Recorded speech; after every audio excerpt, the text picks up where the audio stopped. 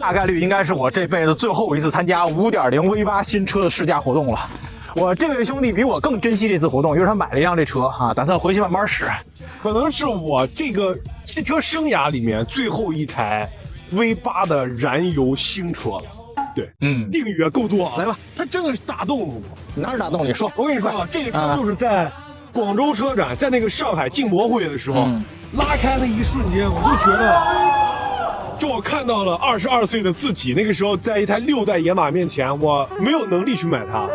我那天我站在那的时候，我看了看我的银行余额，我对着它点了个点头。当时余额有多少？72万5千。当时我们都以为这车得110万啊，出了价格72万5，还不错，说实话啊。然后这车今天我也试驾了很多科目嘛，我觉得最打动我的其实就是它的声音。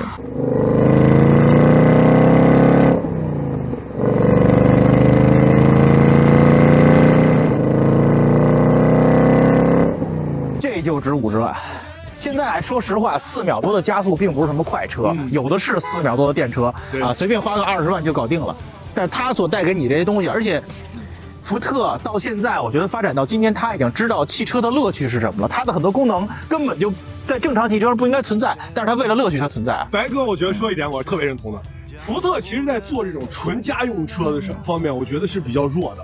但是做好玩的车，福特从来不缺好玩的车。Ranger、Bronco， 包括现在的 Mustang， 每一台车都足够好玩。对，哎，白哥，其实我们发这期节目会有很多的粉丝说，70多万，400多匹马力，我买某某某电车不香吗？我零百加速多少不香吗？但你作为你玩这么多车了，你觉得 V8 的400多匹跟纯电的500匹甚至600匹有什么不一样的地方？带声音的、汽油的，它有档，它有节奏，那个动力是完全不一样。真像什么？我跟你说，你吃瓜子儿，你嗑一个瓜子儿，吃到一瓜子儿，跟一把瓜子儿扔嘴里能一样？没错，是这个区别。要的是嗑那个过程。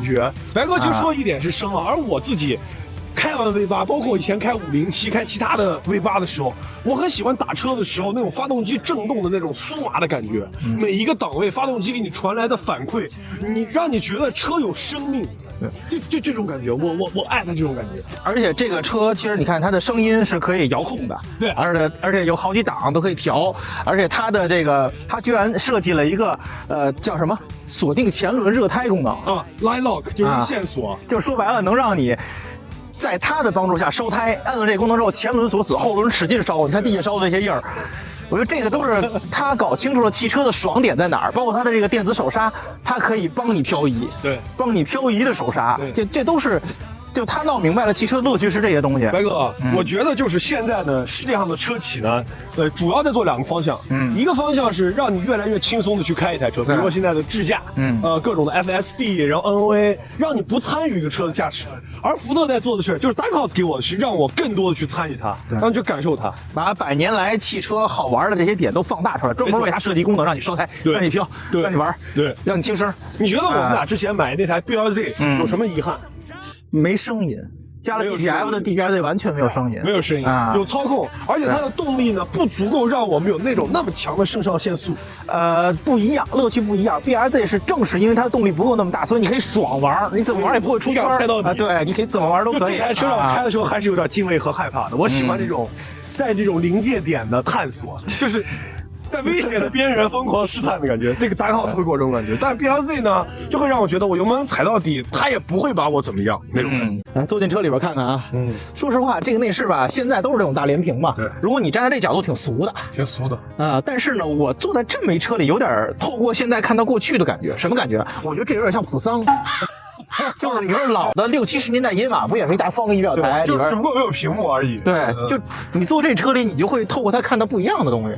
如果这是一蒙迪欧呢，它就是一最俗的一个连屏。其实内饰给我最大的感觉就是，它的车开起来的底盘不太像美系车 muscle car 那种感觉，但这个整个内饰还是很美式的啊。对，就是你大街上摸起来还是透露那种很糙的那种感觉。我觉得还可以，倒不是很糙，就是该有缝线有缝线，该有皮有皮，反正现在车都这样嘛。但是它确实没有往高级精致的去设计。你看它这出风口，没错，就比较出风口粗线条是吧？没有做特精致镀铬什么那种。欧洲的那种车壁，就好像它做了很多细节的设计，它又还是很大线条。这车的具体驾驶感受，大家可以看一会儿这段。我弄个第一视角，咱们一起来走。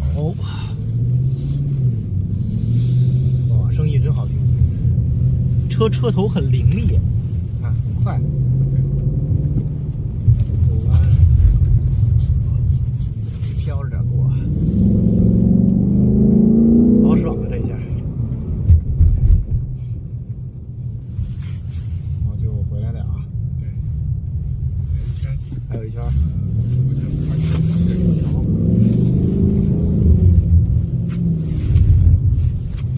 车头非常凌厉。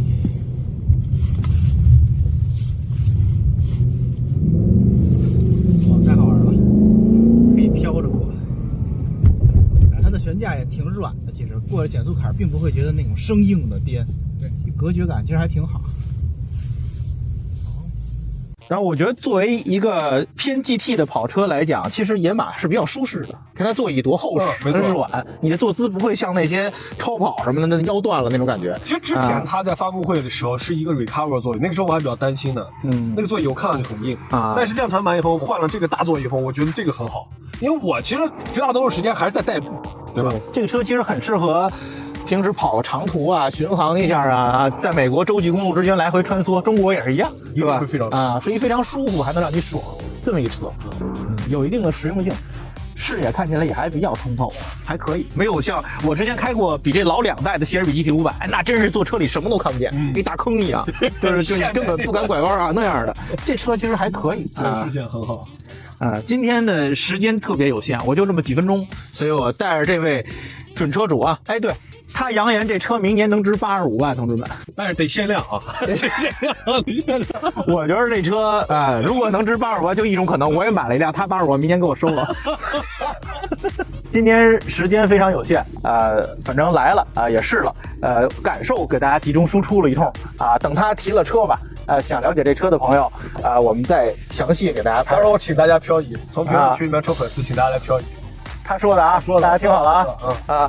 那今天这集就这样，感谢大家收看。